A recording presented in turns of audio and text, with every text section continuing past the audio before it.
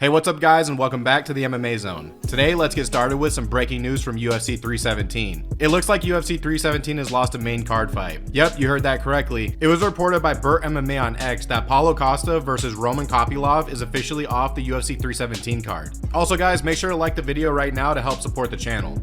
At the moment of the news dropping, nobody really knew if it was true or not because we don't know Burt MMA's credibility. However, it looks like his report is correct because MMA Fighting's Damon Martin said the following. Hearing that Roman Kopylov versus Paulo Costa is moving to UFC 318. It was reported earlier today that the fight was off of UFC 317, and that's true, just being rescheduled for a later date, from what I'm being told. Then, an hour later, it was confirmed by Larate Viana on X that Paulo Costa is the reason for the fight being cancelled. He tweeted the following. Important change. The fight between Paulo and Kopylov will no longer take place at UFC 317. I learned firsthand that the Brazilian caught a virus and he's recovering, but he would not be able to compete on June 28th. The solution was to move the fight to UFC 318. So yeah, it looks like Paulo Costa versus Roman is officially off for UFC 317 and has just moved to UFC 318. So what are your thoughts on everything? Let us know in the comments below. Dana White gave us another update on the Jon Jones versus Tom Aspinall fight on the Jim Rome show. Here's what Dana had to say. Listen, Jon Jones has been an interesting human being to deal with since the day he got here. But I will say this about him. Jon Jones has never turned down an opponent here or been afraid to fight anybody. Who would you like to see him fight? I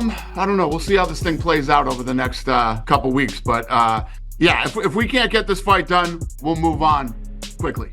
Yeah, we'll have answers in the next couple weeks. Joe Rogan praised Merab Dvalishvili's insane cardio and relentless pace, saying that he melts the greatest of the greats. Here's what Rogan had to say about Merab. Merab's last fight last weekend, Merab Dvalishvili and Sean O'Malley, that guy is insane. He's insane. His cardio is like something that everyone who has been involved in the sport for as long as I have is blown away by it. The guy's a freak. Just this guy from Georgia, from this, war-torn country who is just embraces that grind at a level that nobody else can compete with. And when he gets in the ring, like no one can match his cardio. No one can match his pace. He melts the greatest of the greats. You see guys like Umar Nurmagomedov, who's elite. He's world class. Like in any other time, he'd be a world champion. And Merab's just overwhelming him. You see him just getting overwhelmed by the pace. And Merab doesn't even get tired. Khalil Rountree explained his custom UFC shorts for his fight with Jamal Hill at UFC Baku.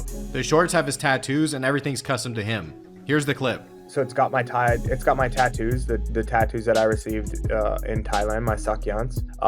They're very meaningful to me and just like my martial arts experience and the time that I spent in Thailand and the impact that it had on me as a person. And then the bottom half, there's some mountains in there, and that's my representation of Las Vegas, the city that I'm from. I wanted to find some type of way to represent my home, and that's what I chose. So instead of having like slot machines and poker chips to represent Vegas, I think one of my favorite things about Vegas is just like the mountains and how they surround the city, and the sunrise and the sunset over the mountains. I think it has some of the most beautiful sights in the morning and night. And then I wanted something to also represent just my duality and contrast in personalities. It's known that when I fight, I can come out as, pretty aggressive, or like fans like to call it violent. But outside of the cage, I do my best to be as like just respectful and kind as I can. So there's really a big like duality there. So I chose to represent that part of myself and just the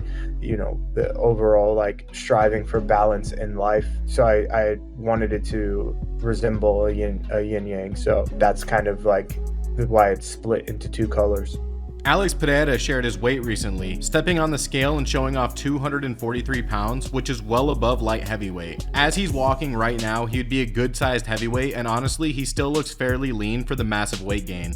His frame is listed at 6'4", so bulking up to heavyweight could be in his radar soon. This also has the community questioning whether Alex is missing training sessions since he's gaining weight so quickly. Here's the clip. Libra, apesar que a gente tá no PI, balanço oficial, vamos ver aqui. O Plínio fala que eu pesado, pô, não sei não, vamos ver. Pô, em quilo dá quanto aqui, Plínio? Caralho, mano. Em quilo dá quanto? Tá uns 110 pra mais aí, velho, bro. 243 is fucking big heavyweight size, mas bro. De tênis, joia. Heavyweight, bro. Tênis, joia. Peso pesado, patrão. Chama. Do you think Alex has been missing training sessions traveling the world since his loss to Magomed Ankalaev? Or do you think Alex is gearing up for a move up to heavyweight? Or is he simply just taking some time off and a little bit of weight gain as a part of it? Let us know in the comments below. Now let's get into more breaking news. It was revealed Conor McGregor got into an altercation and got his first knockout in over 5 years. Recently, Conor McGregor has been in Ibiza partying like usual alongside TV star Katie Price and club owner Wayne Lineker. But this morning, Conor was in a club and he got into an altercation with another person that was inside the club. The Sun captured footage and Conor can be seen with a drink in his right hand on a platform while he's talking to another man in the crowd who allegedly, and I say allegedly because in the footage, the man doesn't appear to be a threat to Conor, but we also don't know the inside story. Next, Conor throws his signature left hand, followed by another left hand, knocking the guy to the ground before a group of guys get in between them. All while Conor's still holding his drink in his right hand. This is just a classic Conor McGregor at this point, and I'm sure a lawsuit will follow next if Conor's deemed the aggressor. In Ibiza, just like the rest of Spain, battery is a serious criminal offense defined under the Spanish Penal Code, so let's just hope Conor doesn't have another case on his hands with the Spanish court system. At this point, Conor McGregor just needs to stay far away from Ibiza. For those of you who don't remember, he was allegedly involved in attacking a woman on his yacht during his birthday party in Ibiza, in which she claimed he looked possessed. What does the MMA community think about Conor McGregor's recent altercation? Let's find out. But before we continue, make sure to subscribe and turn on notifications to help us reach 200,000 subscribers. We post MMA news every day, and today we posted twice, so make sure to follow the channel for the latest MMA news. We are definitely not seeing him in the octagon anytime soon. That's my president. This rat can only KO old men, untrained strangers, or drunk women since Khabib and Dustin took his soul. He must have thought that was Ilia Tuptoro. He said he wanted to go grab Tuptoro by the scruff of his chest and slap the little nose off him, yeah? Just throw him in jail already.